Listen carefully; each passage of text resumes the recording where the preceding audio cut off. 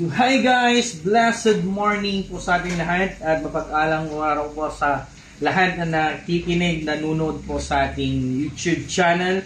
At for vlog for today, gagawa tayo ng fish amino acid. So, yan po yung pag-usapan natin. Tara, pag-usapan natin.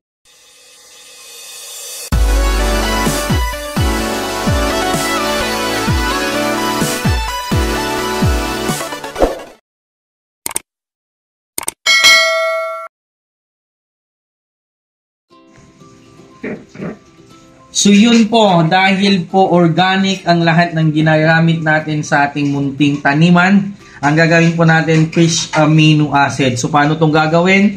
At ano yung kahalagan po ng vitamins na to? Kung meron po mga prutas at molasses na ginagawa po fermented juice, meron naman po tinatawag na fish amino acid. Ang kaganda nito, pinapaganda niya po yung lupa natin at higit sa lahat, mabilis pong lumaki ang ating halagang halaman. So bakit natin ginagawa to at paano gawin?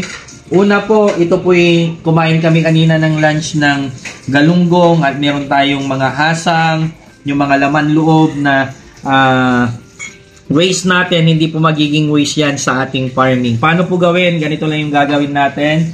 Una sa lahat ay lagay natin sa may takip po na jar, or meron tayong mga hindi nagagamit na po na mga jar or Tupperware, pwede natin po dong ilagay. So gaano karami, kung gaano karami po yung ating waste po na mga hasang, ganun din po karami dapat yung ating brown sugar. So ito yung mag-peppermint sa mga hasang para sa ganun po ay matutunaw to. Yun po yung magiging vitamins po. So ito yung gagawin natin. Ihalo natin dito. Ayan, halo lang natin yan. Ayan, takpan natin. Ayan, lang, ganyan lang po.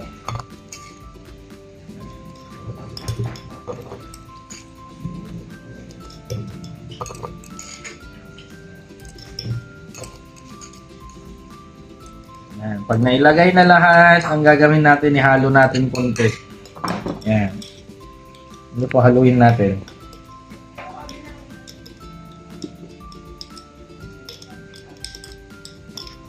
Ayan. Nakikita nyo po mga kapatid.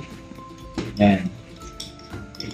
So, babalikan natin to after, takpan natin, then babalikan natin to after 3 days. For making sure na hindi po lalanggamin po ang ating ginawang fermented juice. So, fermented amino acid pala. Kasi yung asukal yung magpe-ferment dito sa mga hasang. Then, matutunaw yan. Then, pwede na natin i-mix sa mga tubig po na pangdilig natin sa halaman natin. So, babalikan natin to after 3 days.